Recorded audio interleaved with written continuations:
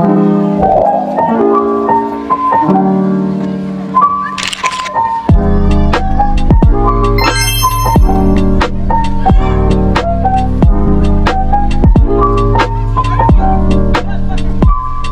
warahmatullahi wabarakatuh.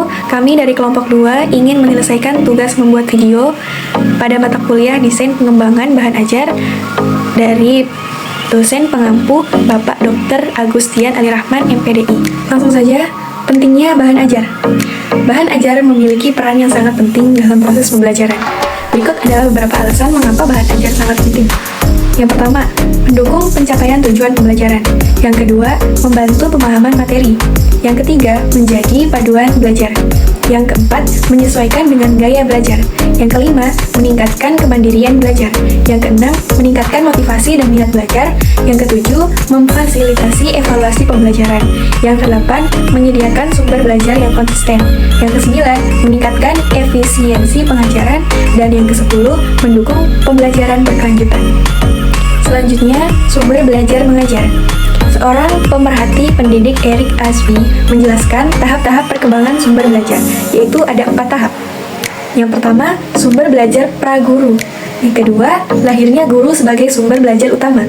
Yang ketiga, sumber belajar bentuk cetak. Dan yang keempat, sumber belajar produk teknologi komunikasi. Selanjutnya, karakteristik sumber belajar mengajar. Yang pertama, relevansi dengan tujuan pembelajaran, yaitu sumber belajar harus sesuai dengan tujuan pembelajaran dan mendukung pencapaian kompetensi yang diinginkan. Materi yang disajikan harus relevan dengan topik yang diajarkan dan sesuai dengan kebutuhan pembelajar. Selanjutnya yang kedua, kredibilitas dan akurasi. Yaitu apa? Yaitu sumber belajar harus berasal dari penulis, institusi, atau penerbit yang kredibel dan terpercaya.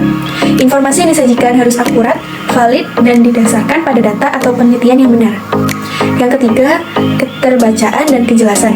Yaitu informasi dalam sumber belajar harus disajikan dengan bahasa yang jelas, sederhana, dan mudah dipahami. Tata letak dan desain yang rapi serta penggunaan ilustrasi yang relevan dapat membantu meningkatkan pemahaman. Yang keempat, fleksibilitas, yaitu sumber belajar yang baik harus fleksibel dan dapat disesuaikan dengan berbagai konteks pembelajaran, baik untuk pembelajaran mandiri, berkelompok, maupun di kelas. Ini termasuk kemudahan dalam menyesuaikan tingkat kesulitan dan kedalaman materi. Selanjutnya yaitu metode penggunaan sumber belajar mengajar. Yang pertama, ceramah berbantuan media, yaitu metode ini menggabungkan ceramah dengan penggunaan sumber belajar seperti slide presentasi, video, diagram, atau gambar untuk memperjelas dan memperkaya penjelasan materi. Yang kedua, diskusi kelompok, yaitu sumber belajar seperti artikel, studi kasus, atau bahan bacaan yang diberikan kepada kelompok pembelajaran untuk didiskusikan. Yang ketiga, penggunaan multimedia dan teknologi, yaitu sumber belajar digital seperti e-book, video pembelajaran, simulasi interaktif, dan aplikasi edukatif yang digunakan untuk membuat pembelajaran lebih menarik dan interaktif.